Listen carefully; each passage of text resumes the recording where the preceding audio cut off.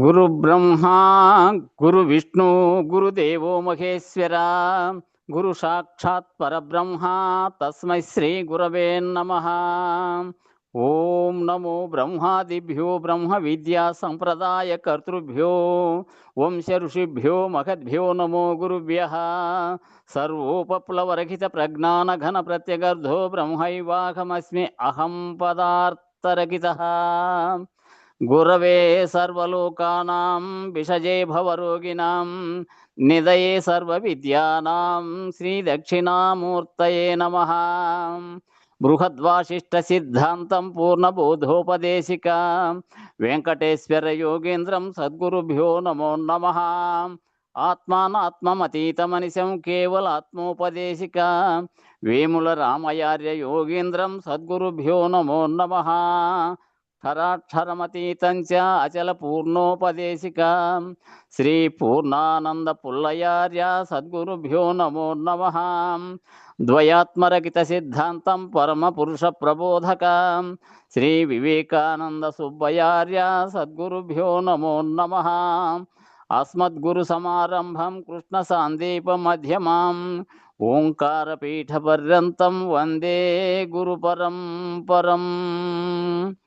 జై సద్గురు ప్రభు మహారాజుకు జై, గురు పరంపరముకు జై.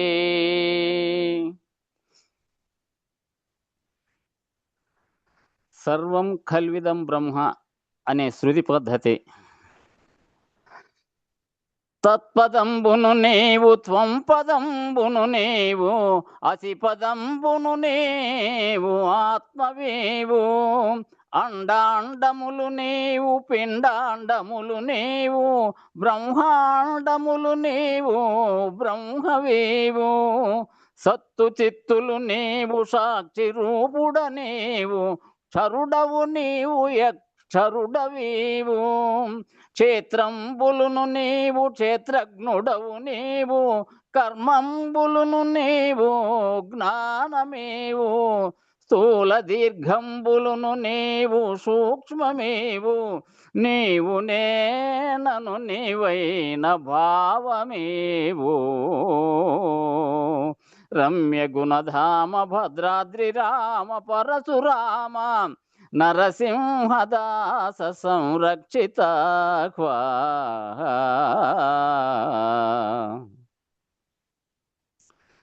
విశ్వ సృష్టివి నీవు విశ్వేశ్వరుడవీవు విశ్వవంధ్యుడవీవు విశ్వమేవు.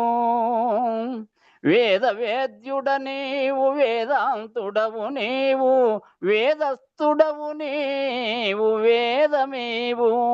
యజ్ఞకర్తవు నీవు యజ్ఞభోక్తవు నీవు యజ్ఞరూపుడవీవు యజ్ఞమేవు. దేవదేవుడవీవు దేవాత్మకుడవీవు దైవజ్ఞుడవు నీవు దైవమేవు.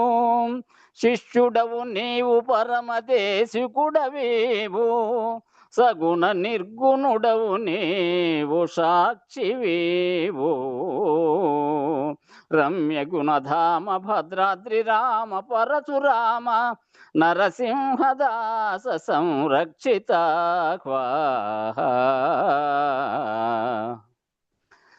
పంచభూతైక్య నిర్ణయం.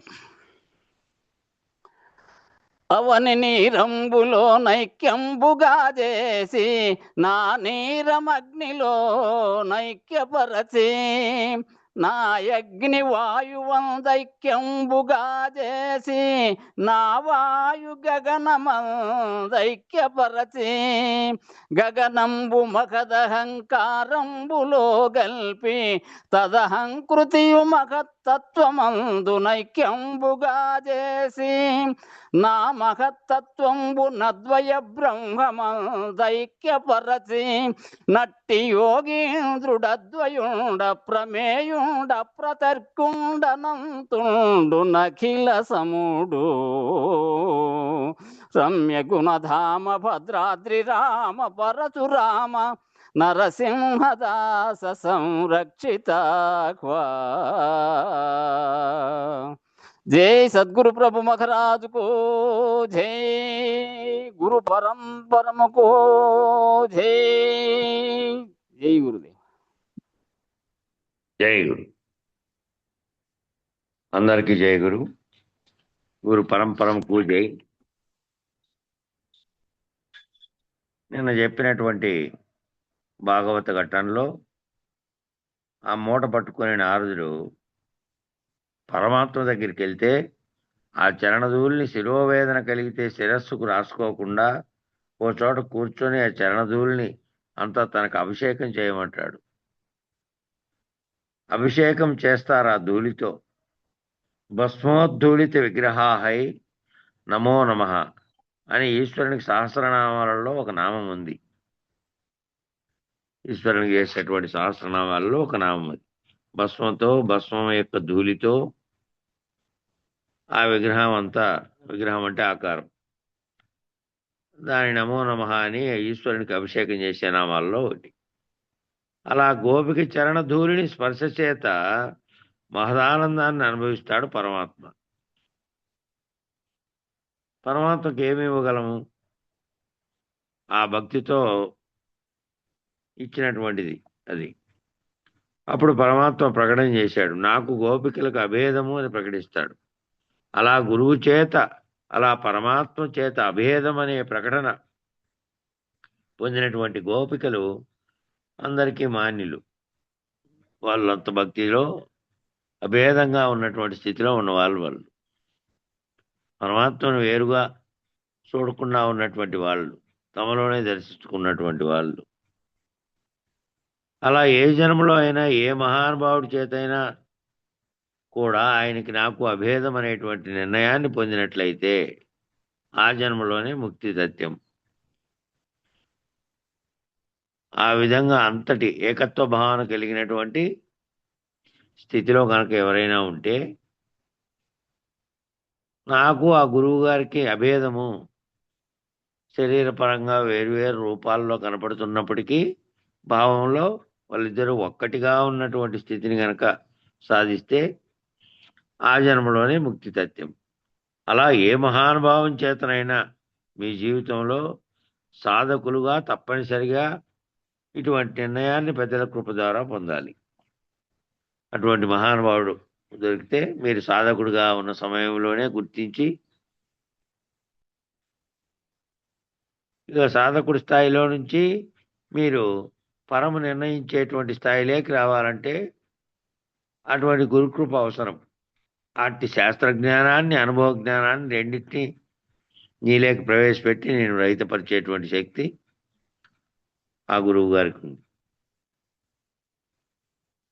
కాబట్టి అది ఎటువంటి దట్ల పొందాలి? సాధకులు తప్పనిసరిగా అటువంటి నిర్ణయాన్ని ఎట్లా పొందాలి? పెద్దల కృప ద్వారానే పొందాలి. అలా పొందినటువంటి జీవితమే ధన్యమైనటువంటి జీవితం. ఆ పెద్దల కృప ద్వారా అట్లా పొందితే అదే ధన్యమైన జీవితం. ఎందువల్ల అంటే అలా అభేద సిద్ధి కలిగినప్పుడు ఇంకా వేరే అనేటటువంటి ఎరుక ఎక్కడున్నది? అభేద సిద్ధి పొందినప్పుడు ఇక తాను లేకుండా, తన అస్తిత్వమే లేకుండా ఉన్నప్పుడు తాను భావించేది ప్రత్యేకంగా లేదు. ఆ ఉన్నది గురు పరమాత్మే. ఆయన చెప్పినటువంటి గురువాక్యం ఏదైతే ఉందో ఉన్నది ఒక్కటే ఉన్నది, బయలు స్వరూపంలో లేనిది ఎరుక. ఇక తాను లేకుండా పోయినప్పుడు ఎరుక ఎక్కడ ఉన్నది? ఎందుకంటే పరమాత్మ పరిపూర్ణం, పరమ గురువు అదే. ఇవన్నీ సమానార్థకాలు. పరమాత్మ, పరిపూర్ణము, పరమ గురువు ఇవన్నీ సమానార్థకాలుగా భావించినాడు.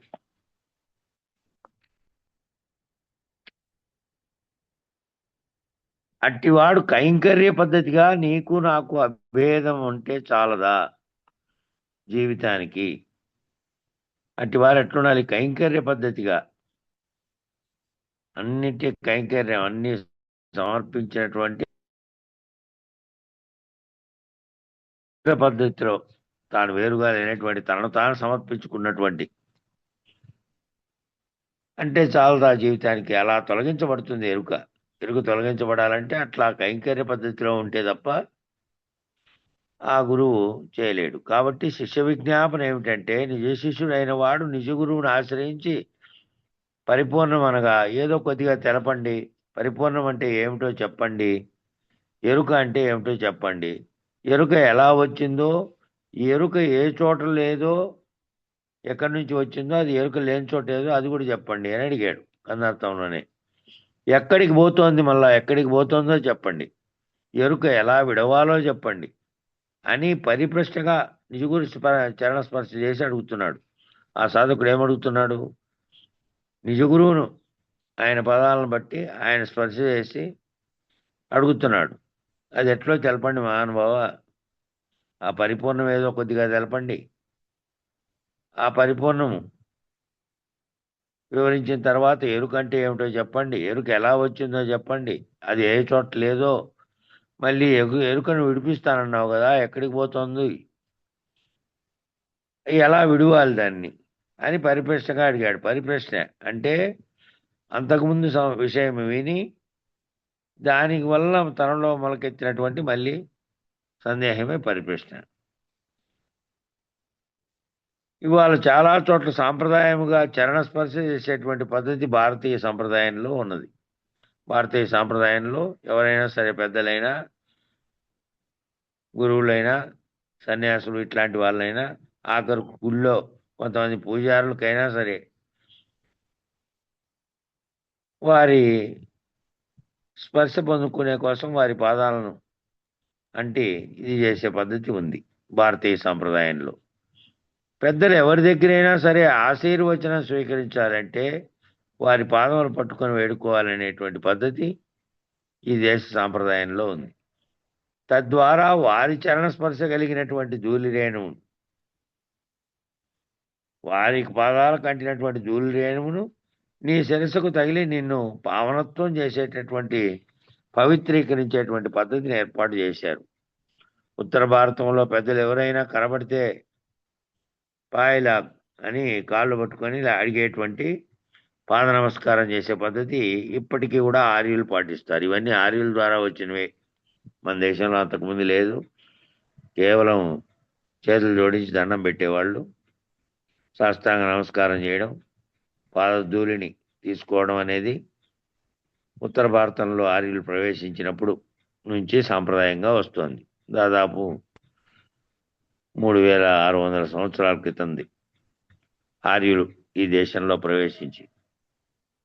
ఆ ఆర్య సాంప్రదాయంగా అట్లాగే వచ్చింది. అదే దక్షిణ భారతదేశానికి అంతటికీ వచ్చింది. గురు పౌర్ణమి నాడు కూడా అందరూ గురువు గారి యొక్క పాదస్పర్శ చేసి అస్తమస్తక సంయోగం ద్వారా, దృక్కు దీక్ష ద్వారా, త్రివిధ దీక్షల ద్వారా వారిలో ఉన్నటువంటి అఖండమైనటువంటి పరిపూర్ణమైనటువంటి కృపా విశేషాన్ని పొందే ప్రయత్నం చేస్తారు. ఆ గురు పౌర్ణమి నాడు కూడా అందరూ గురువుగారి యొక్క పాదస్పర్శ చేసి ఎవరెవరు వాళ్ళ గురువు దగ్గరికి పోయి ఉంటారు కాబట్టి ఆయన అస్తమస్తక సంయోగం చేయడం అంటే ఆయన తలపై ఆ గురువు గారు చేయబెట్టి త్రివిధ దీక్షల ద్వారా, ఆ 3 రకాల దీక్షలు ఉపదేశం ఇచ్చినప్పుడు కూడా చెబుతారు ఆ దీక్షలే. ఆ 3 రకాల దీక్షల ద్వారా, అస్తమస్తక సంయోగం ద్వారా, దృక్కు దీక్ష ద్వారా, త్రివిధ దీక్షల ద్వారా వారిలో ఉన్నటువంటి అఖండమైనటువంటి పరిపూర్ణమైనటువంటి కృపా విశేషాన్ని పొందే ప్రయత్నం చేస్తారు. వారిలో అఖండంగా ఉన్నటువంటి, పరిపూర్ణంగా ఉన్నటువంటి దాన్ని పొందే ప్రయత్నం చేస్తారు. ఈ పాదములు హృదయ సంసిద్ధతకు చాలా ముడిపడి ఉన్నదన్నమాట. నిజానికి అది ఒక సాధన. ఆ సాధన విశేషం అవసరమైన వారికి బాగా ఉపయోగపడుతుంది. ఒకానొకప్పుడు సత్యసాయి అందరికీ పాద నమస్కారం ఇచ్చేవారు. ఎప్పుడో ఆయన ముందు, ఆయన స్వామిగా మారకముందేమో. అయితే వారు అన్నారు, అయ్యా రాముడు శబరికి ఎన్నిసార్లు ఇచ్చాడు పాద నమస్కారం, జీవితానికి ఒక పాద నమస్కారం. భరతుడికి ఎన్నిసార్లు ఇచ్చాడు అంటే ఒకసారి ఏకంగా పాదుకలే ఇచ్చేశాడు, పాదుకా పట్టాభిషేకం. ఇట్లా మహనీయులకు జీవితానికి ఒక పాద నమస్కారం చాలదా తరించడానికి? కాబట్టి అంతరంగికంగా పరిపక్వత ద్వారా, తపస్సు ద్వారా, ఆర్తి ద్వారా హృదయ ఐక్యతా సిద్ధిని పొందడానికి పాదస్పర్శ ఆ మహనీయులు కరుణారస దృష్టి చేత చైతన్యాన్ని లేవనెత్తి హృదయైక్యతా సిద్ధిని అనుగ్రహించగలిగేటువంటి మహానుభావులు అటువంటి వారన్నమాట. అటువంటి వారే పాద నమస్కారానికి కూడా అర్హులు. ఎవరైతే చైతన్యాన్ని లేవనెత్తి హృదయైక్యతా సిద్ధిని అనుగ్రహించి వారి భావం చేత వారిలో కలుపుకోగలిగినటువంటి సమర్థత కలిగిన వారే పాద నమస్కారానికి అర్హులు. కేవలం జీవితానికి ఒక పాద నమస్కారం చాలు, అంతేగాని కనబడ్డప్పుడల్లా కనబడ్డ వారందరికీ పొద్దునుంచి సాయంత్రం వరకు పాద నమస్కారాలు చేస్తూ పాదాలు కడిగేటువంటి పాదతీర్థమే గంగ అనుకుని సేవించేటువంటి సాంప్రదాయాలు కూడా ఉన్నాయి. కానీ భౌతికమైన లక్ష్యంతో ఉన్నటువంటి సాంప్రదాయాలు కూడా కనపడుతూ ఉన్నాయి. అవన్నీ భౌతికమైనటువంటి లక్షణాలు. అనేకమైనటువంటి పీఠాల్లో పారంపర్యపు గురువులందరూ ఒకేసారి వస్తారు. చాలా పెద్ద పీఠాల్లో ఆ పెద్ద పెద్ద గురువులు, వారి గురువులు బతికుంటే మూడో తరం వాళ్ళు, మళ్ళీ వాళ్ళ శిష్యులు అనేక మంది వస్తారు. ఒకేసారి వరుసగా కూర్చోబెట్టి పాద నమస్కారాలు చేస్తూ ఉంటారు. పాదాలు గడి పాద పూజ చేస్తూ ఉంటారు. ఆ పని ఒక రోజంతా పడుతుంది. ఆ వచ్చిన వాళ్ళు చాలా మంది అయితే పెద్ద పెద్ద సభలు జరిగినప్పుడు అవే సరిపోదు. సుమారుగా వచ్చిన వారందరూ ఆ పనిలో నిమగ్నమై ఉంటారు. ఇవన్నీ కలిపి అందరికీ తీర్థంగా ఇస్తారు. వచ్చిన వాళ్ళందరికీ వాళ్ళు ద్వైతులు, అద్వైతులు, విశిష్టాద్వైతులు, అచల బోధస్తులు అందరికీ. మన దీనికి పోతే శాంతానంద స్వామి పొదిల్లో నిర్వహించినప్పుడు మొదటిదానికి పోలేదు, రెండో సంవత్సరం వార్షికారాధనకు పోయినాం. అది ప్రారంభోత్సవం జరిగిన తర్వాత శ్రీకృష్ణ గీతా మందిరం పొదిల్లో అక్కడికి పోతే ఆ స్వామి మన గురువులు, మన బోధస్తులే గాక గురువులుగా ఉండి దానికి హాజరైనటువంటి అన్ని బోధల గురువుల్ని కూడా వాళ్ళ శిష్యులు వచ్చి పాద నమస్కారం చేసి పాదాలు శుభ్రంగా కడిగి చేశారు. అటువంటి పద్ధతి పాటిస్తూ ఉంటారు కొందరు. అట్లా వచ్చిన వారందరూ ఆ పనిలో నిమగ్నమై ఉంటారు. ఇవన్నీ కలిపి అందరికీ తీర్థంగా ఇస్తారు. ఆశయం మంచిదే, కానీ ఆచరణలో ఆ ఐక్యతా సిద్ధిని పొందినటువంటి లక్షణమే నీ జీవితాన్ని ధన్యత చేసేటువంటి లక్షణం. కాబట్టి గురు పాదోదకం పిబేత్ అంటే అర్థం ఏమిటంటే గురువు యందు ఐక్యతా సిద్ధిని పొందాలి. అది లక్ష్యం. గురు పాదోదకం పిబేత్ అంటే గురువు యందు కలిసిపోయేటటువంటి లక్షణం కలిగి ఉండాలంటే ఐక్యతా సిద్ధిని పొందాలి శిష్యుడు. అది లక్ష్యం. తద్వారా శిష్యుడు గురువు అనే ఎరుకను విడనాడాలి.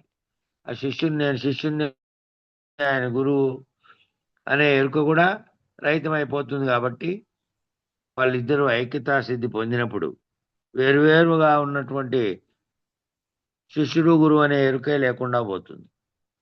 ఎరుక రహితమైనప్పుడు అదే ఆఖరికి విడిపించేటువంటి ఎరుక. అదే ఆఖరుగా విడిపించే ఎరుక ఏదంటే లేనెరుకలో నుంచి గురువు వచ్చి తన పాదం పట్టిన శిష్యునికి సాధన సంపత్తి దగ్గర నుంచి తానే సర్వవ్యాప్త చైతన్యమైనటువంటి పరమాత్మ చైతన్యంగా ఉన్నటువంటి బ్రహ్మ తానేనని ఆ శిష్యునికి ఎరిగించి ఆ శిష్యుని తనలో ఐక్యతా సిద్ధి పొందేటట్టుగా చేసి తాను గురువు, ఆయన శిష్యుడు అనేటువంటి ఎరుకను కూడా విడనాడేటట్టు చేసి ఎరుకను రహితపరిస్తే వారి ఇరువురు లేరు. లేనెరుకలో బోధించిన గురువు, అదే లేనెరుకలో వచ్చినటువంటి శిష్యుడు కేవలం జరుగుతున్న దాన్ని కలలాగా లీలామాత్రంగా జరుగుతున్న ప్రపంచాన్ని చూసి తాము లేనట్టి స్థితిలో అశరీరులై ఉంటారు ఇరువురు కూడా. అట్లనే గురుడు ఎరిగించునను, ఆ గురువు ఎరిగించునను అంటే అలాగే నాయన ఈ చివరి సాధనకు, ఈ చివరి నిర్ణయానికి నువ్వు వచ్చావు కాబట్టి ఆ విధంగా ఆ నిర్ణయానికి వస్తే నువ్వు నీకు ఎరిగిస్తాను. వచ్చావు కాబట్టి ఈ పరిపూర్ణమనే నిర్ణయాన్ని తప్పక తెలియజేస్తాను, ఆ ఎరుకను తప్పక విడిపిస్తాను అని వాగ్దానం చేస్తున్నాడు ఆ గురువు. మొదలచలమును ఎరిగించదా, విదితముగా లేని ఎరుక వివరించదా. మొదలు అచలాన్ని ఎరిగిస్తా, మళ్ళా విదితముగా అంటే పూర్తి వివరణగా లేనెరుక ఎట్లా ఉందో దాన్ని ఎరుకను తెలియజేసి తుదకు నీకేం జరగాలి?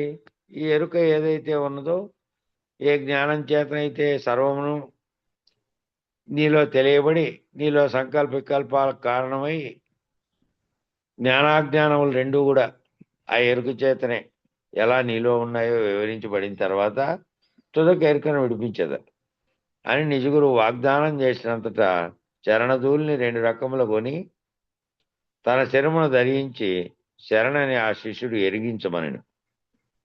అప్పుడు ఆ వాగ్దానం గురువు చేసిన తర్వాత ఆయన పాదధూళిని తీసుకొని తన శరమును ధరించాడట. దాన్నే బొట్టులాగా. ఆ శిష్యుడు ఎరిగించమన్నాడట. శరణం వచ్చి ఎరిగించమన్నాడు. అట్లానే గురుడు ఎరిగించున్నాడు. అంటే ఏ క్షణాన్నైనా ఆ చరణధూళిని శరమునది ఏ క్షణాన్నైతే ఆ చరణధూళిని శరమున ధరించాడో తను మన ధన ప్రాణ చైతన్యములను గురువుకు బలిగా అర్పణగా కైంకర్యంగా సమర్పించేశాడు. ఇంకా ఎప్పుడైతే ఆయన పాదధూళిని తీసుకున్నాడో ఇంకా తనువు మనసు ధనము ప్రాణము చైతన్యం అంతా ఇంకా తనలో ఉండే గుర్తెరిగే చైతన్యం అంటే ఎరుకే. దాన్ని కూడా గురువుకు బలిగా అర్పణగా కైంకర్యంగా సమర్పించాడు. ఆ రీతిగా ఆశ్రయించిన నిశిష్యునకు నిజగురువు బోధించే క్రమాన్ని ప్రారంభిస్తున్నాడు గురువు.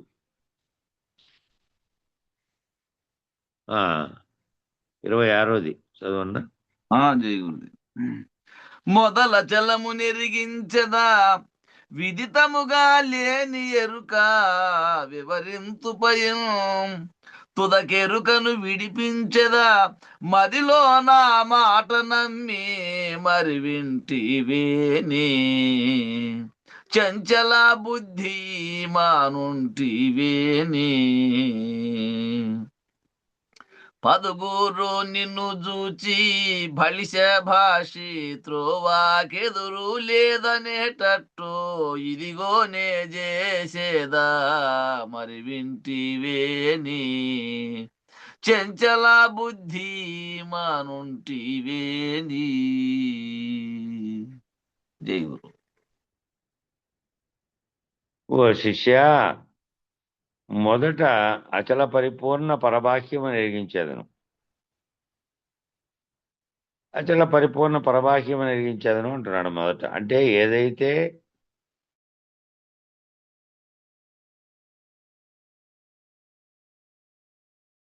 సృష్టితో సహా సర్వ జగత్తు లేకపోయినప్పటికీ అప్పటికి ఉన్నది అవుతుంది. దాని గురించి తెలియజేస్తా అని చెప్తున్నారు గురువు. ఎందుకంటే అది తప్ప ఇంక మరేమీ లేదు. అది తెలుసుకుంటే ఆ తర్వాత ఏవేవి లేకనే ఉన్నట్టుగా తోచి ఓ కళలాంటి నాటకాన్ని జగత్తులో నడిపిస్తున్నాయో దాని గురించి కూడా మళ్ళా తెలుపుతా. కాబట్టి ముందు అచల పరిపూర్ణ పరబాహ్యం ఎరిగిస్తా. తదుపరి లేనెరుకను ఉన్నది ఉన్న రూపుగా నీకు తెలియనట్టు వివరిస్తా. ఆ లేనెరుక ఏ విధంగా ఉన్నది, ఆ ఉన్న రూపు ఏ రూపంలో ఉన్నది, ఎట్లున్నది అనేది నీకు వివరిస్తా. తదుపరి లేనెరుకను విడిపిస్తా. ఆ లేనెరుకను ఎట్లా విడవాలి? అది ఉన్నంత కాలము నీకు సంకల్ప వికల్పాలు కలుగుతూనే ఉంటాయి. ఆ సంకల్ప వికల్పాల చేత నువ్వు కర్మను చేస్తూ ఉంటావు. ఆ చేస్తున్నటువంటి కర్మ వల్ల ఆ కర్మ ఫలితాన్ని అనుభవించడానికి మళ్ళీ ఒక ఉపాధి అనేది కావాలి. కాబట్టి అనుభవించడానికి ఉపాధి కావాల్సిందే. కాబట్టి ఆ ఉపాధిని ధరించడానికి ఆస్కారం ఆ విధంగా ఉంది. కాబట్టి లేనెరుకను ఆ ఏ విధంగా ఉందో తెలిపి మళ్ళీ ఆ ఏ విధంగా తోచిందో తెలిపి ఆ లేనెరుకను నడిపించదు. నువ్వు ఇంతవరకు తెలుసుకున్న ఇతర బోధలందు మనసు పోనీయక, నువ్వు ఇంతవరకు ఏ ఏ బోధల్లో ఎక్కడెక్కడికి పోయినావో అవన్నీ మళ్ళా మనసులోకి రానియకు. అవన్నీ మనసులోకి వచ్చాయనుకో, అక్కడైతే ఈ విధంగా చేస్తాండి, ఇక్కడ ఈ విధంగా చేస్తాండి, అక్కడని చేతికి అంతరాలు కడతాండి, తలకాయకి వేస్తాండి, ఏవేవో అక్కడ ఉండే పద్ధతులు ఇక్కడ ఉండే పద్ధతులు అవన్నీ అవసరం లేనికి. ఆ చంచల బుద్ధి మానుకో ముందు. కాబట్టి తెలుసుకున్న ఇతర బోధలందు మనసు పోనీయకుండా చంచల బుద్ధి మాని నేను బోధించే ప్రబోధ యందు. కాబట్టి చంచల బుద్ధి మాని నేను బోధించేది ఎటువంటిది బోధిస్తున్నాడు ఈయన? ప్రబోధ. మామూలు బోధ కాదు. మామూలు బోధ ఏమో చెప్పడం, ఒకరు చెప్పడం, ఒకరు వినడం. ఇది ప్రబోధ. ప్రబోధ అంటే ప్రకృష్టమైనటువంటిది, అన్నిటికంటే ఉన్నతమైనటువంటి ప్రబోధ. నేను బోధించేటువంటి ఆ ప్రబోధను మనస్సు ఇంచి శ్రద్ధగా వినవలను. నువ్వు ఎటువంటిగా ఏ విధంగా వినాలి? నువ్వు మనసు అందులోనే పెట్టి వినాలి. లేకుండా ఏదో వింటున్నాము అని అంటే వింటే కుదరదు. దాన్ని అనుసరిస్తూనే ఉండాలి. దాన్ని అనుసరిస్తూ ఉంటే నీకు అర్థమైపోతుంది అప్పటికప్పుడే. లేదు అంటే అనేక మార్లు వినవలసి వస్తుంది. నువ్వు అట్లే వినవలసి వస్తుంది. చెప్పినప్పుడల్లా వినడం, ఇంటికి పోతానే మర్చిపోవడం, మళ్ళీ సభలు జరిగితే మళ్ళీ చెప్పినప్పుడల్లా వినడం, మళ్ళీ మర్చిపోవడం పద్ధతిలో కాదు. మనసు నుంచి శ్రద్ధగా వింటేనేమో అది లోపల చేరుతుంది. ఇంకా దాన్ని మళ్ళా నువ్వు ఇంటికాడ మననం చేసుకుంటే ఆ మననం చేసుకున్నటువంటి అంశమే నీలో చేరిపోయి నిలబడుతుంది, నిధిధ్యాసగా నిలబడుతుంది. మళ్ళీ ఎప్పుడైనా ఆ అంశం వస్తానే గుర్తుకొస్తానే నీకు వచ్చేటట్టు. కాబట్టి నీవు ఈ బోధను వినిన తదుపరి, ఈ బోధన వినిన తర్వాత నీ ప్రవర్తనను లోకులందరూ చూసి నువ్వు మారిపోవాలి. ఈ బోధ వినిన తర్వాత మారిపోవాలి. మళ్ళీ మారకుండా యథాప్రకారం నువ్వు ఇంతకుముందు జీవించిన పద్ధతిలో జీవించరాదు. ఈ బోధ విన్న తర్వాత నీ ప్రవర్తన మారాలి. నువ్వు ప్రవర్తన అందరిలాగే ప్రవర్తించుంటావు అంతకుముందు. మామూలు వాళ్ళ వ్యవహార జీవితంలో ఎదురయ్యేటువంటి వాటితో తాదాత్మ్య చెంది అన్ని రకాలుగా ప్రవర్తించుంటావు అంతకుముందు. కాబట్టి నువ్వు ఈ బోధ వినిన తర్వాత ఉన్నది ఒక్కటే, మిగిలిందంతా సర్వవ్యాప్తంగా ఉన్నటువంటి ఈ బ్రహ్మాండం అంతటా కూడా ఉన్నటువంటి అన్నీ కూడా లేనివి ఒక్కటే ఉన్నది. ఈ లేని దాన్ని తొలగించుకుంటే ఉన్నది ఒక్కటే. కాబట్టి దానివల్ల నువ్వు ఆ పద్ధతిలో ఉండాలి. చలించని తత్వంతో ఉండాలి. అచలము అంటే చలించనిది. చలనాలన్నీ మామూలు వ్యక్తికి జరిగినట్టుగా వివిధ రకాలుగా జరిగే స్థితిలో ఉండకూడదు. నీ ప్రవర్తనలో మార్పు అప్పుడే లోకులందరూ చూసి బలి శబాస్, లోకులందరూ నిన్ను చూస్తే ఈ బలి శబాస్ ఇట్లాంటివి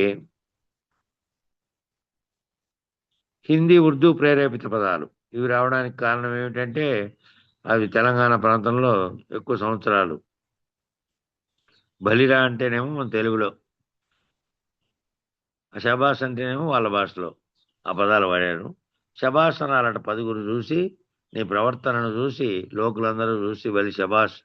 మానవ సౌభ్రాతృత్వానికి, అన్యోన్య సహకారమునకు, ఐకామిష్మిక పురోభివృద్ధికి ఈ విధంగా మారిన వాడు ఏమవుతాడు? తాను లేనటువంటి స్థితిలో ఉంటాడు. కాబట్టి తాను ఏ రకమైన అహంకారాన్ని చూపడు ముందు. కాబట్టి మానవ సౌభ్రాతృత్వానికంటే మానవులందరికీ, ఇతర మానవులు ఎవరైనా కానీ కేవలం ఈ బోధలో ఉన్నటువంటి తన సన్నిహితులు, తన స్నేహితులే కాదు, అందరి సౌభ్రాతృత్వానికి పాటుపడతాడంట అట్లాంటి వాడు. అన్యోన్య సహకారమునకు ఐక ఆముష్మిక, అన్యోన్య సహకారం ఇస్తాడు అందరికీ. ఇహలోకంలోను పరలోకానికి సంబంధించినటువంటి, పరానికి సంబంధించినటువంటి జ్ఞానాన్ని పెంపొందించేటువంటి పురోభివృద్ధికి అనుకూలమగు పద్ధతి పరిపూర్ణ బోధ యందు ఉంది. ఇహలోకంలో నువ్వు జీవిస్తూ కూడా నీలో లేనెరుక పద్ధతిలో నువ్వు జీవిస్తూ అశరీరుడుగా సర్వాన్ని ఏకత్వ పద్ధతిలో చూస్తూ ఇదంతా లేనిదే, లేని ఎరుక చేత లేని కళలో జరుగుతున్న వ్యవహారంగా చూసేటువంటి తత్వం దీంట్లో ఉంది. కాబట్టి అట్లా ఇహలోకానికి సంబంధించి మళ్ళా పరమునకు సంబంధించిన జ్ఞానం రెండిటి అభివృద్ధికి అనుకూలమైనటువంటి పద్ధతి ఈ రాజయోగ పద్ధతి అయినటువంటి పరిపూర్ణ బోధలో కలదు.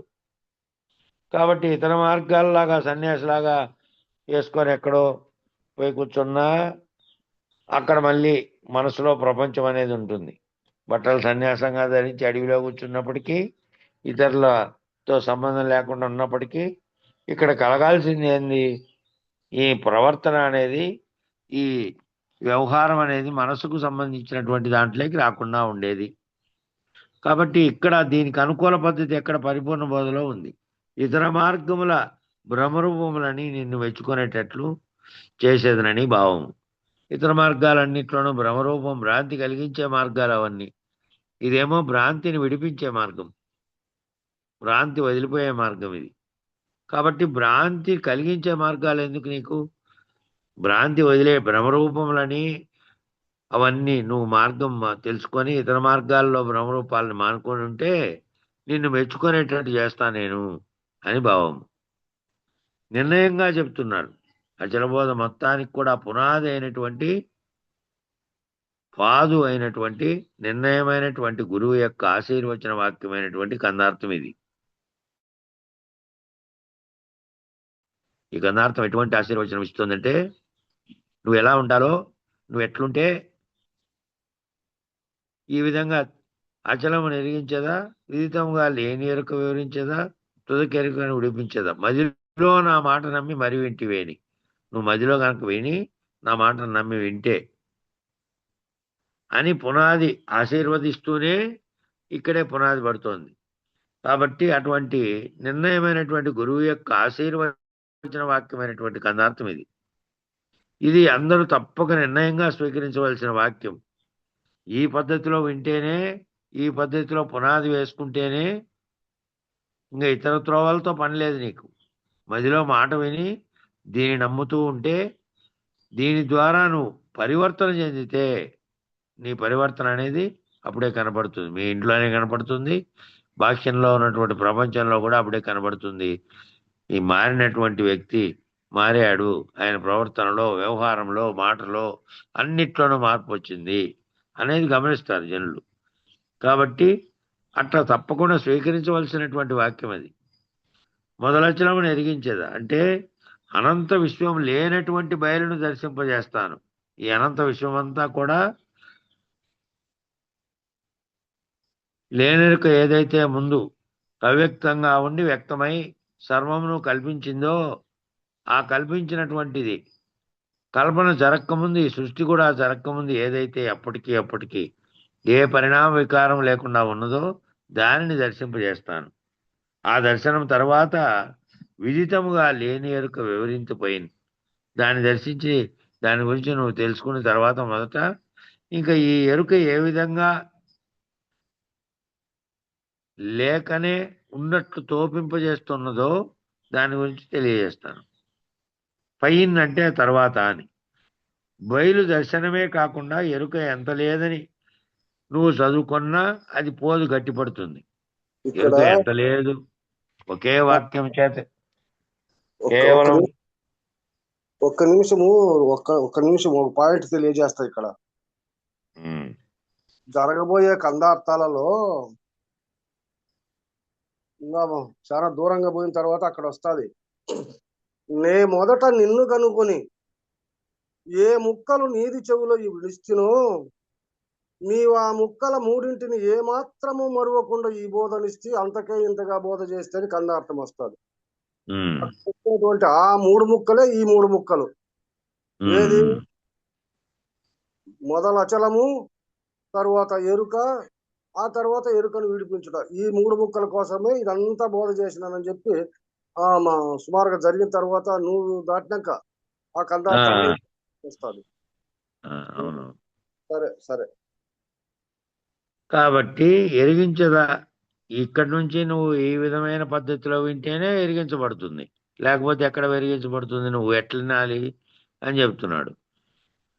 మధ్యలో మాట నమ్మి వినుకుంటూ ఏదైతే అవగాహన చేస్తున్నానో నువ్వు ఆ పద్ధతిలో దీన్ని దర్శించగలిగితే, అచలం అంతటిని ఏం చెప్తున్నానో దాన్ని దర్శించగలిగితే, ఆ తర్వాత ఎరుక నువ్వు ఎంత లేదని చదువుకున్నా అది పోదు, గట్టిపడుతుంది. ఎందుకంటే ఇంత లోతుగా ఎందుకు చెప్పాల్సి వచ్చింది? చెప్పిందే చెప్పి ఇంతగానో అనేది ముందే చెప్పాడు. ఎందుకంటే కేవలము ఉన్నది ఒక్కటే, అది పరిపూర్ణ పరబయలుగా ఉంది, మిగిలిందంతా లేనిదే. ఇదంతా లేనిదే, జడము చైతన్యం రెండు కూడా లేనివే. ఇవి ఉన్నది ఒక్కటే. అది సర్వలక్షణం విలక్షణంగా ఉంది, దీనికేమో లక్షణాలు ఉన్నాయి అని ఒకవేళ ఎంత చెప్పినప్పటికీ శాస్త్ర ప్రకారం కేవలం ఆ 2 మాటలే చెప్పినప్పటికీ, ఎంతగా చెప్పినప్పటికీ ఆ పోతుందంటే పోతుంది అదంతకదే. ఆ ఎరుక ఎంత లేదని నువ్వు చదువుకున్నా కూడా అది పోదు, గట్టి పడుతూనే ఉంటుంది. ఎందుకంటే ఆ తెలుసుకుంటున్నదంతా ఎరుక ద్వారానే తెలుసుకుంటున్నాం, ఆ వివరించబడుతున్నదంతా ఎరుక ద్వారానే వివరించబడుతున్నాం. ఆ ఎరుకతోనే ఏది ఉన్నదో ఏది లేదో కూడా చెప్తున్నాం, ఏది ఉన్నదో లేదో తెలుసు అనేది కూడా దాంతోనే. మరి ఏ దానితో తెలియబడుతుందో అదే లేనిది అని లాస్ట్కి నిర్ణయం కావాలంటే కూలంకషంగా ఇన్ని రకాలుగా దీన్ని దాన్ని రెండింటిని వివరించాలి అంటే ఎక్కువ వివరించి ఎక్కువ తెలుసుకోవాల్సింది దీని గురించే. ఆ మిగిలింది ఒక్క క్షణంలో ఆ తెలియబడేదే అది. అదేమిటంటే దానికి లక్షణాలు లేవు కాబట్టి. ఇది ఏమేముందో దీన్ని మొత్తం వదిలించుకుంటే ఉన్నది అదే. కాబట్టి దీన్ని వదిలించుకోవాలంటే ఇది సులభంగా అర్థమవుతుందా? కాబట్టి ఇది ఎన్ని లేదని ఎన్ని రకాలుగా చెప్పినప్పటికీ అటు వ్యవహారంలో కూడా వ్యవహారం ఏమీ లేకుండా నువ్వు మౌన దీక్షలో కూర్చున్నటువంటి స్థితిలో ఉన్నప్పటికీ మనసు చలించడం వల్ల దాంట్లో సంకల్ప వికల్పాలు జరుగుతూనే ఉంటాయి. అందువల్ల తెలియబడిన తరువాత ఎరుక లేనిదని తెలిసిన తర్వాత ఇంక నీలో వాసనలే ఉండడానికి వీల్లేదు. ఆ మౌనంగా నువ్వు ఉన్నప్పటికీ ఎటువంటి మౌనంగా, నిర్వాసన మౌనంగా ఉండాలి. మళ్ళీ వాసనలతో కూడినటువంటి ఇటు మౌనం ఉన్నా లోపల కదలికలు జరుగుతాయి. కాబట్టి ఎంత లేదని నువ్వు అనుకున్నా కూడా అది చదువుకున్నా కూడా పోదు. అది చదువుకుంటే పోయేది కాదు అది. కాబట్టి మొట్టమొదట బయలును దర్శించాలి, తదుపరి ఎరుక ఎలా లేదో వివరించబడేటువంటి బోధన పొందాలి. అంటే బోధలు 2 రకాలు ఉన్నాయి. ఒకటేమో పరవిద్య, రెండేమో అపర విద్య. విద్యలు కూడా 2 రకాలు ఉన్నాయి. అపర విద్య అంతా కూడా ఎరుకను గట్టిపరిచే పద్ధతే. పరవిద్య ఏమో ఆ పరం ఏమిటి, ఇహము దాటిన తర్వాత ఇహంలో ఉన్నటువంటివన్నీ లేకుండా పోతే, ఇహమే లేకుండా ఇది కారణమైనటువంటిదే లేకుండా పోతే అంతకుముందు ఏముంది అనేది తెలుసుకోవడం. కాబట్టి ఈ మొత్తం అంతా కూడా అపరవిద్య అంతా కూడా ఎరుకను గట్టిపరిచేదే, అహమును గట్టిపరిచేదే. ఇదంతా కూడా అహమును గట్టిపరిచేదే. ఇదంతా నేనుతో కూడుకొని ఏ ఎరుక అయితే సర్వమును కల్పిస్తుందో, కల్పించి అనేకమైనటువంటి గ్రంథాలు, అనేక పద్ధతులు, అనేక రకాలైనటువంటి దాన్ని అంతటినీ కనుగొనిందో, కొన్ని రకాల కల్పన చేసిందో అన్నీ కూడా అదే. కాబట్టి అది అహమును గట్టిపరిచే పద్ధతి. అయితే ఎటువంటి అహము అంటే, ఆ ఎటువంటి అహము అంటే దివ్యాహాన్ని గట్టిపరిచేటువంటి జీవుడనే అహాన్ని తీసివేస్తుంది. ఇక్కడ ఏం చేస్తుంది? మొదట ఏం చెప్పారు? నీవు జీవభావాన్ని తొలగించుకుంటే, కించిజ్ఞత్వాన్ని తొలగించుకుంటే ఆ జీవుడు అనేవాడు నీలో ఆ జీవభావంతో నామరూపాత్మకమైన శరీరాన్ని నేను అనే భావన వదిలించుకుంటే, ఏ చైతన్యం ఈ సర్వ బ్రహ్మాండాన్ని నడిపిస్తుందో ఈశ్వరత్వంగా ఉండి, ఆ ఈశ్వరత్వంగా ఉన్న చైతన్యం నీవేను అని ఇక్కడ వ్యష్టి ఎరుకను తొలగించి మళ్ళీ ఏం చేస్తున్నాడు? దివ్యాహాన్ని బలపరుస్తున్నాడంట. దివ్యాహం అంటే నీవే బ్రహ్మవు అనేటువంటి దివ్యమైనటువంటి అహమ. అది ఇక్కడంతా ఏం జరిగింది? దివ్యాహాన్ని గట్టిపరిచే జీవుడన్ని అహాన్ని తీసేస్తుంది. జీవుడనే అహమేమో పోయింది. ఇక్కడ జీవ ఎరుకను పోతే మళ్ళీ అఖండ ఎరుకగా ఉన్నటువంటిది నువ్వేను. అప్పుడు జీవ శివైక్య సంధానం ద్వారా నీవే ఆ సర్వవ్యాప్త చైతన్యంగా ఉన్నది అని గుర్తింపబడేటువంటి దివ్యాహాన్ని గట్టిపరుస్తుందట. అది జీవో బ్రహ్మైవ నాపరహ, జీవుడు బ్రహ్మము ఒక్కటే అని నిర్ణయాన్ని తెలియజేసింది. జీవుడుగా ఉన్నటువంటి నేను నామరూపాత్మక శరీరాన్ని ధరించినటువంటి జీవుణ్ణి అని ఆ పేరుతో పిలువబడి ప్రపంచంలో అందరితోనూ, తనలో తాను మరియు తను ప్రపంచంతోనూ ఏ వ్యవహారం అయితే రోజు చేస్తున్నాడో ఆ వ్యవహారం చేస్తున్నటువంటి జీవుడు అనేవాడు ఈ లేని ఈ జీవుడు అనేవాడు కేవలం ఈ నామరూపాత్మకం కాకుండా ఏది తనలో అధిష్టానంగా ఉండి నడిపిస్తున్నదో ఆ స్వరూపం తానని గుర్తెరిగి ఆ స్వరూపము బ్రహ్మము ఒక్కటేనని గుర్తెరిగితే జీవో బ్రహ్మైవ నాపరహ అని జీవుడు బ్రహ్మము ఒక్కటే అనేటువంటి పద్ధతిగా అపరా విద్య బోధించబడి బుద్ధి బలం చేత బుద్ధిని చైతన్యంలో లయింపజేయుట, ఆ చైతన్యంగా ఆత్మగా ఉన్నటువంటి దాంట్లో ఈ బుద్ధి ఏమో అంతఃకరణగా ఉంది, మనసు బుద్ధి చిత్తము అహంకారం. దీనిని తీసుకెళ్ళి ఆ ఆత్మ చైతన్యంగా ఉన్న దాంట్లో లయింపజేయడం ద్వారా చైతన్య వికాస క్రమం ద్వారా నీకు ఆ అపరావిద్య అంతా అందించబడుతుంది. కానీ అపరావిద్యతో అంతా ఏం గట్టిపడ్డావు అంటే ఈ వెష్టి ఎరుక పోయి మళ్ళీ దివ్యాహం అనేటువంటి నీవే బ్రహ్మం అనేటువంటి సమిష్టి ఎరుకని నిలబెట్టారు అక్కడ. మరి పరావిద్య అంటే అవధూతగా ఉన్నటువంటి నిన్ను దానిగా మార్చేటువంటి నీకున్నటువంటి ఇవన్నీ తొలగించేటువంటి అవబోధం చేత మాత్రమే అందించబడుతుంది. అంటే కూర్చోబెట్టి పాఠాంతరముగా ఎంత వల్లి వేసినా కూడా ఆ వల్లి వేయడం ద్వారా వచ్చేటువంటి విద్య అంతా కూడా అపరావిద్యే. ఈ కూర్చోబెట్టి ఇప్పుడు పాఠం చెప్పినట్టుగా అన్నీ చెప్తున్నటువంటిదంతా ఆ పాఠము పాఠ్యాంశము దాంట్లో ఉన్నటువంటి స్థితిలో నీకు అంతా వల్లి వేసి అంటే ఆ పదాలన్నీ చెప్పి ఆ చెప్పేదంతా కూడా నిన్ను మూలం లేకుండా వచ్చినటువంటి నీలో గుర్తెరిగే చైతన్యాన్ని రహితపరిచి ఏదైతే అఖండంగా ఉన్నదో ఏదైతే ఒక్కటిగా ఉన్నదో దాన్ని దర్శింపజేయడం ద్వారా చేసేటువంటి పద్ధతే. అంటే అర్థం ఏమిటంటే శ్రవణ మనన నిధిధ్యాసల ద్వారా నేర్పబడేదంతా కూడా అపరావిద్య. శ్రవణ మనన నిధిధ్యాసల ద్వారా ఏం చేస్తున్నాం? ఇక్కడేమో శ్రవణం చేస్తున్నామంటే వినమంటున్నాము, మననం చేసుకోమంటున్నాము, దాన్ని మళ్ళా నిధిగా పెట్టుకోమంటున్నాము. ఆ విన్నదాన్ని మళ్ళీ ధ్యాస ఎప్పుడు దాని మీదే పెట్టుకోండి అని అంటున్నాం 4 రకాలుగా. ఆ 4 రకాలుగా చేస్తున్నదంతా ఏది అంటే ఎరుకే. ఆ ఎరుకతోనే ఆ 4 రకాల పద్ధతులన్నీ నువ్వు పాటిస్తూ ఉన్నావు. ఆ నేర్పబడితే అంతా కూడా అపరావిద్యే. దాంతో నువ్వు ఆ విధంగా నేర్చుకొని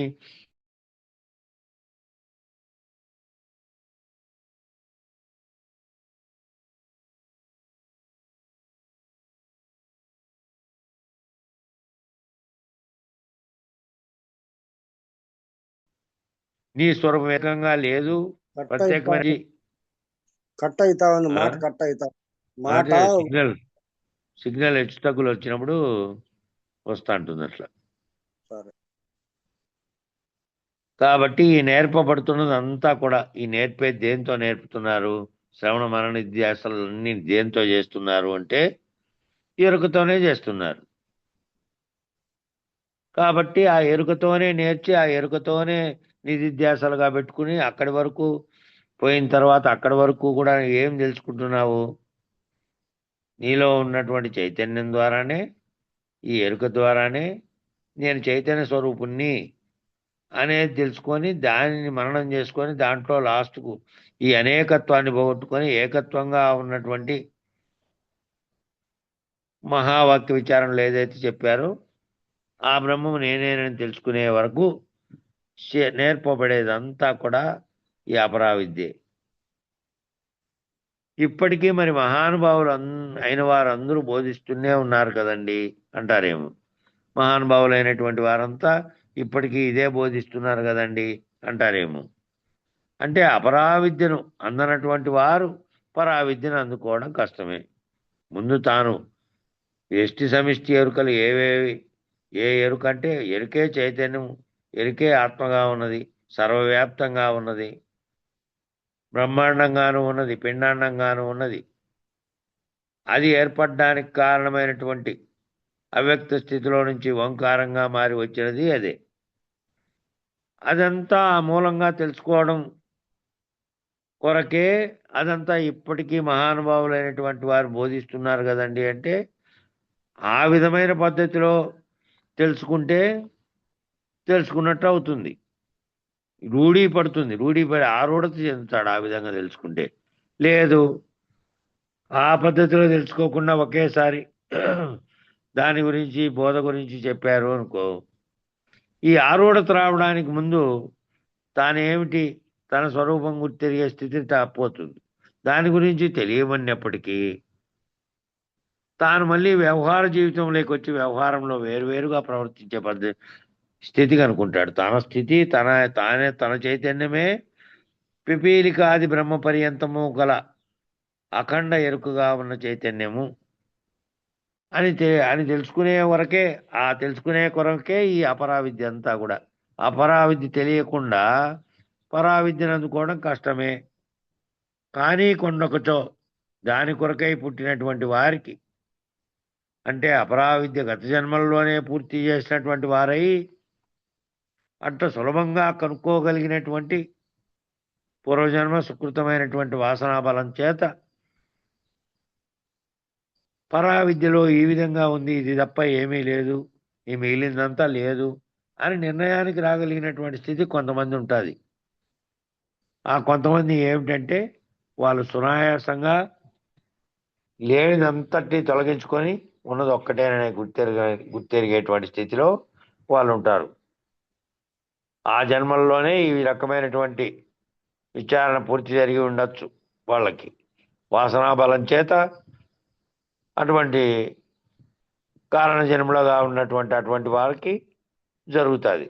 ఆ రకమైన స్ఫురణను పొంది ఈ జన్మలో పరావిద్యను అందుకోవడానికి సంసిద్ధులై జన్మెత్తిన వారు. వాళ్ళు ఏ విధంగా అంటే వారి పూర్వజన్మలో చేసిన విచారణ వల్ల, ఆ సుకృతం వల్ల ఈ జన్మలో పరావిద్యను అందుకోవడానికి సంసిద్ధులై ఈ జన్మ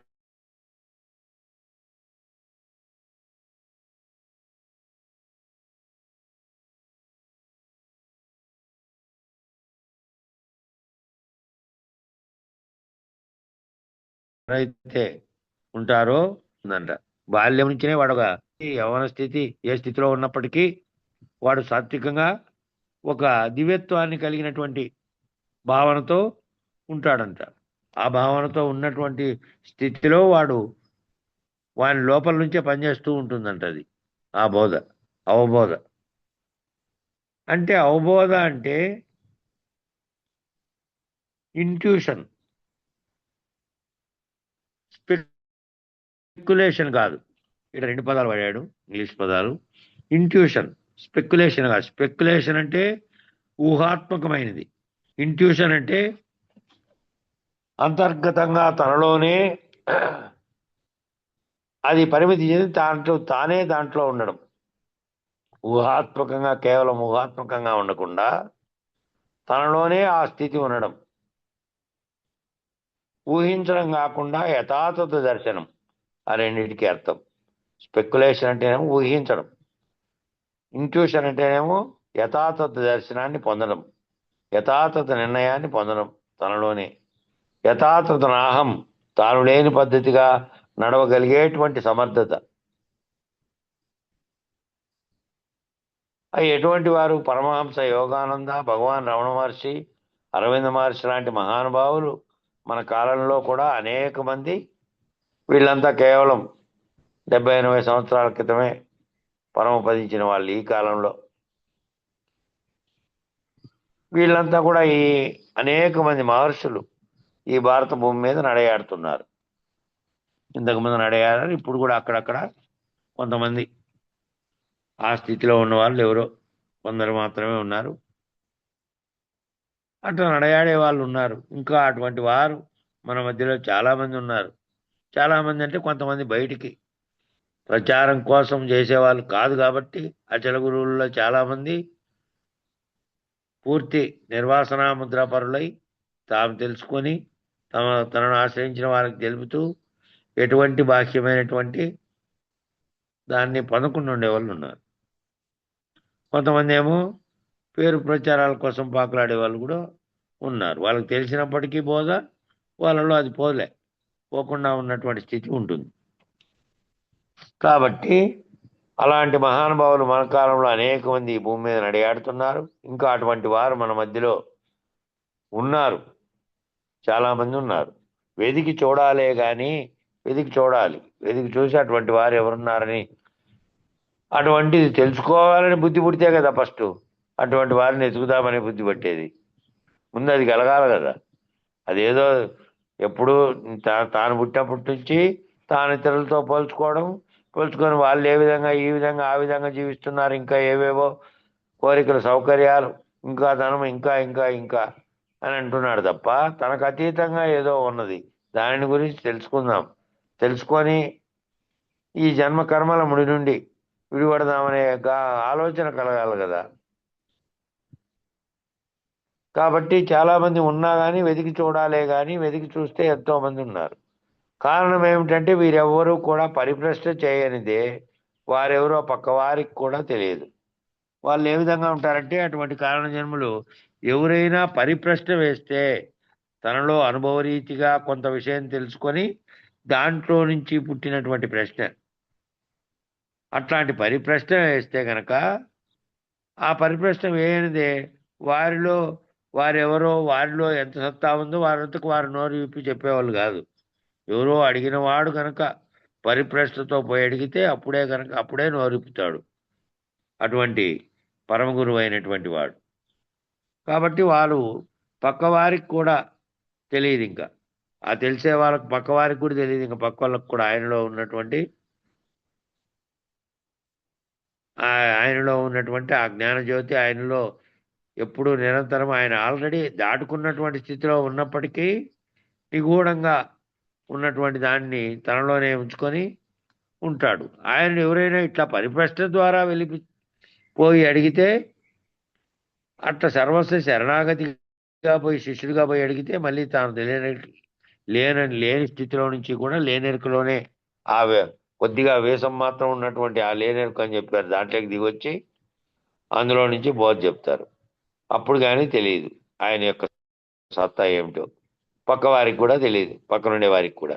వాళ్ళంతా ఏం దృష్టిలో చూస్తూ అంటారు, మామూలు మనిషిలాగే ఉన్నాడు, ఆయన ఏం నామాలు పెట్టుకోలేదే, ఆయన జడలు విస్తరించుకోలే, ఈ రకమైనటువంటి కాషాయం వేయలే, చేతిలో త్రిశూలం ఏమి పట్టలే, కమణాలు పట్టుకొని చేతిలో ఆ నీళ్లు పట్టుకునే చెమ్ము రాగిసెమ్ము ఏమీ లేదే, ఈ పద్ధతిలో అలవాటు అయిపోయినారు జనాలు. కాబట్టి ఆ పద్ధతిలో చూస్తూ ఉంటారు.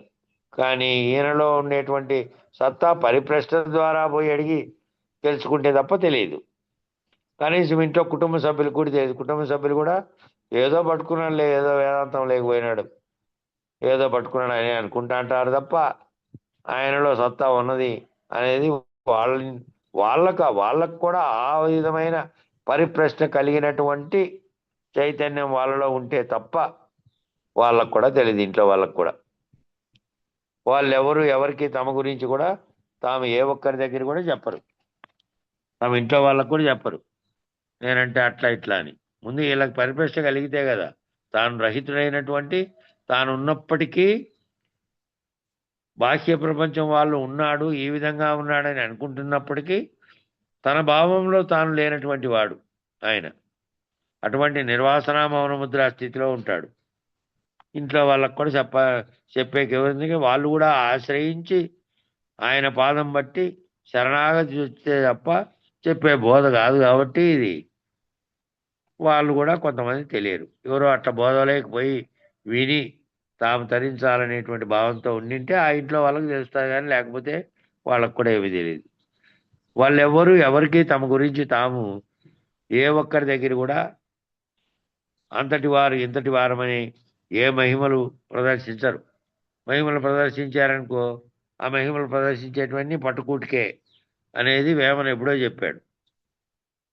మహిమ చూపువాడు మధ్యముండు విశ్వదాభిరామేమ అని. కాబట్టి వాళ్ళు ఏ మహిమలు, ఇటువంటి వారు ఏ మహిమలు ప్రదర్శించరు.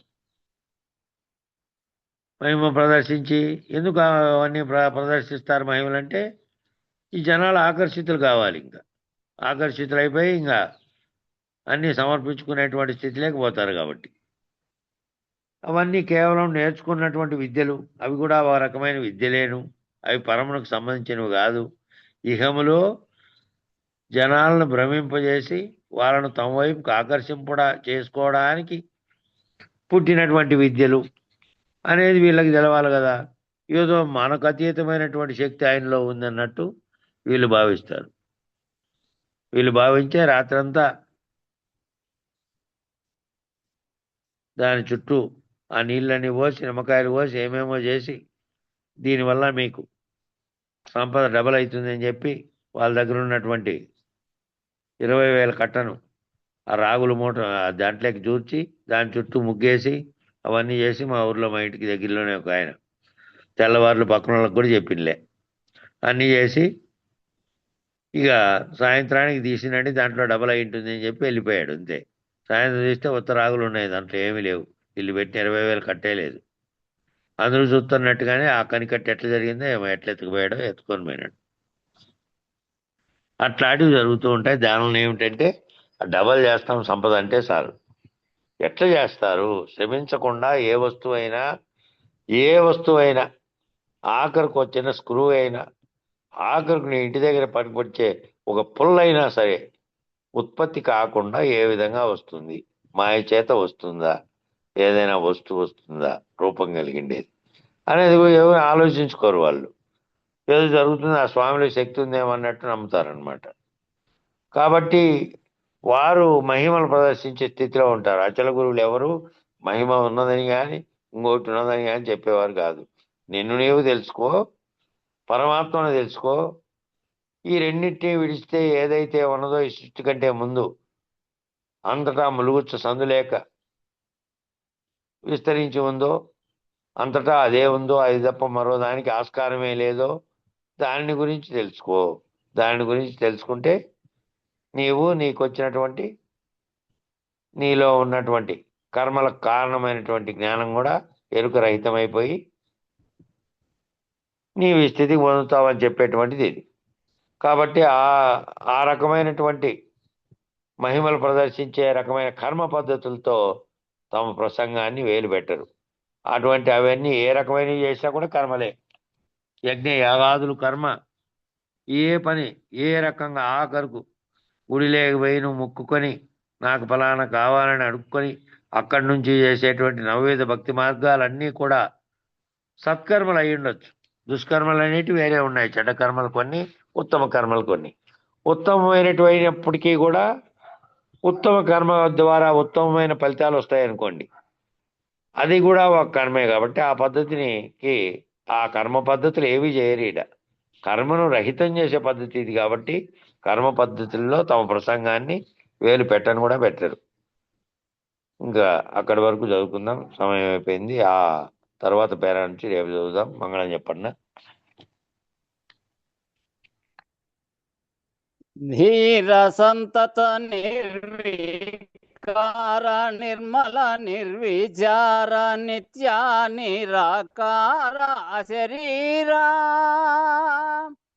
సార విహీన సంసార విధూర అవికార నిర్విషయ ప్రచార నిరాధార మంగళము మంగళము సద్గురుదేవా మంగళము మంగళము.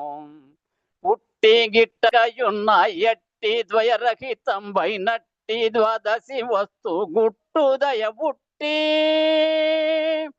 అట్టే శిరమున చెయ్యి బెట్టి జన్మము కాడ ముట్ట ఎరుకను వీడ గుట్టిన ప్రభురాయ మంగళము మంగళము సద్గురుదేవా మంగళము మంగళము.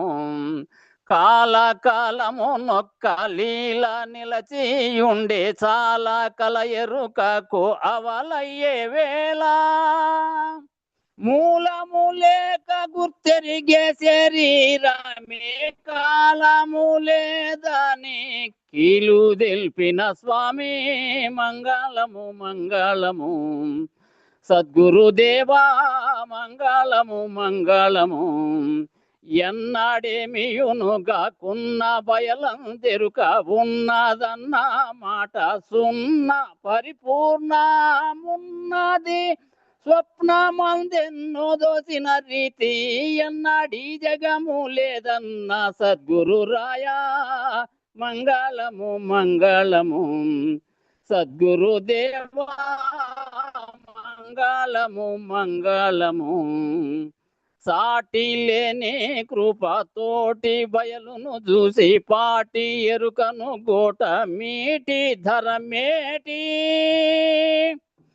కోటి లింగయ్యకు ఈ సూటి నెరిగించిన ధీటులేరే సూరి కోటేశ్వర ప్రభో మంగళము మంగళము సద్గురుదేవా మంగళము మంగళము మంగళం శ్రీ దేవాయ మహనీయ గుణాత్మనే సర్వలోక శరణ్యాయ సాధురూపాయ మంగళం జై సద్గురు ప్రభు మహారాజుకు జై శ్రీ పూర్ణానంద పుల్లయార్య సద్గురు ప్రభు మహారాజుకు జై శ్రీ వివేకానంద బండార్ సుబ్బయార్య సద్గురు ప్రభు మహారాజుకు జై గురు పరంపరముకు జై గురు భక్త మండలికి జై జై గురు